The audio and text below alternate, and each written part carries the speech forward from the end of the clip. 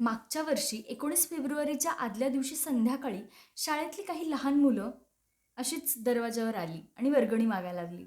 मी म्हटलं कशासाठी? म्हणे ते उद्या सण आहे ना, ती जयंती साजरी करायची त्यासाठी. म्हणलं कसली जयंती? तर म्हणे शिवाजी महाराजांची. म्हटलं बरं, मग तुम्ही काय काय करणार?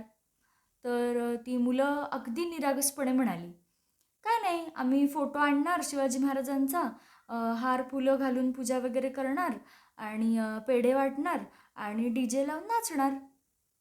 म्हटलं बरं, तुम्हाला कोणी शिकवलं की शिवाजी महाराजांची जयंती अशी साजरी करायची असते? त्यावरती म्हणाली, मोठी मुलं करतात ना, आपल्या एरियातली आपल्या गल्लीतली सगळी मोठी मुलं अशीच साजरी करतात.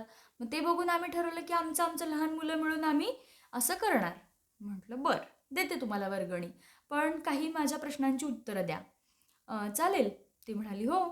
म्हटलं बरं, शिवाजी महाराजांचं पूर्ण नाव काय? नव्हतं माहिती त्यांना.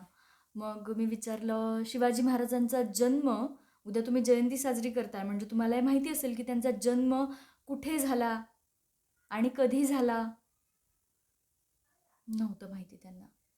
मग म्हटलं बरं, त्यांनी स्वराज्य स्थापन केलं, त्यासाठी खूप लढाया केल्या, किल्ले जिंकले, पण सगळ्यात पहिला किल्ला त्यांनी कोणता जिंकला आणि वयाच्या कितव्या वर्षी जिंकला?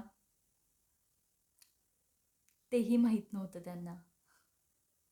म्हणजे आपण जेव्हा म्हणतो की राजे तुम्ही पुन्हा जन्माला या, तर हे म्हणायच्या आधी आपल्याला हे जाणून घेतलं पाहिजे की जे राजे होऊन गेले त्यांना आपण आधी समजून घेतलंय का?